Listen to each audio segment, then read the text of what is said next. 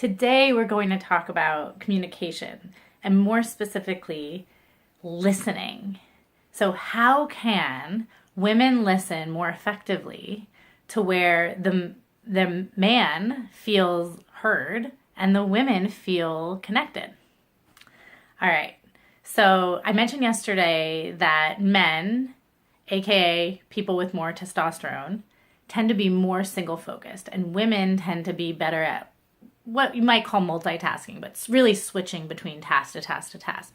And if you trace it back, hunters, men tended to be the hunters in most cultures, so they had to be more single focused, and women tended to be raising the children, collecting the berries, weaving, they're watching the kids while they're cooking and weaving, so they were just developed to be able to switch tasks quickly. And studies have shown that when human beings have more testosterone in their system, they're more single focused. And when when people have more estrogen in their system, like many women, they tend to be more switching tasks and better at multitasking, as folks would say, or task switching, you can say.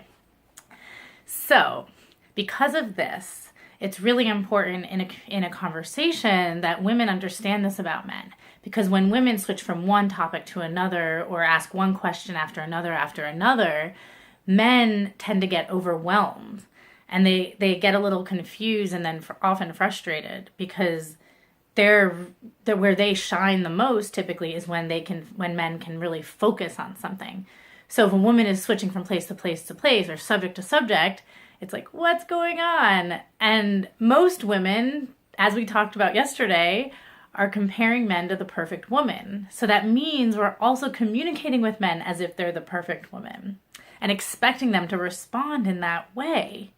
So here's a very easy trick so that men can feel listened to and women actually can get the information they're looking for. Are you ready? Okay. So you're going to count to, I invite you don't have to do anything. I invite you to count to 30 seconds after asking a question. So here's how it'll go.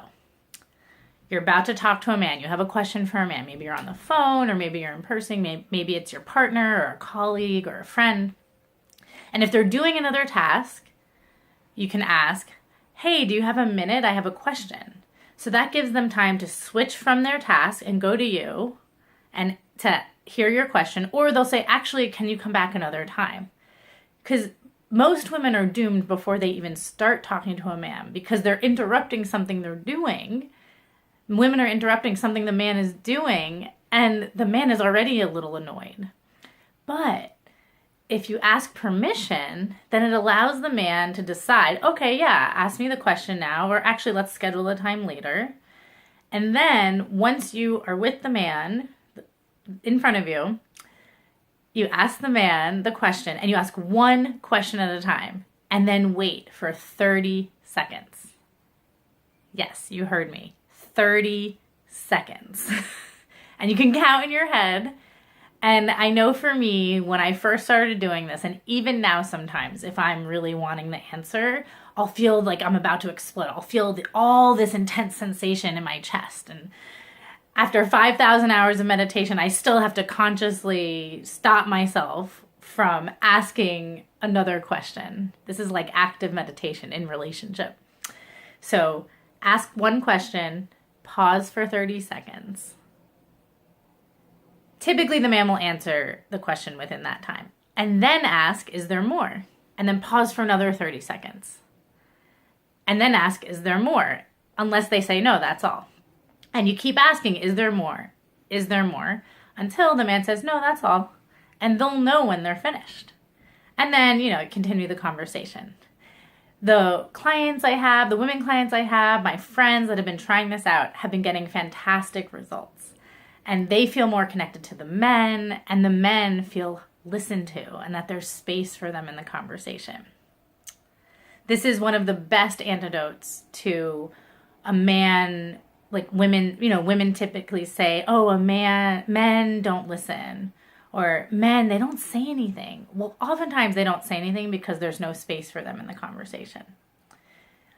Try it on. Let me know how it goes in the comments. And I'll be back tomorrow with another communication tip.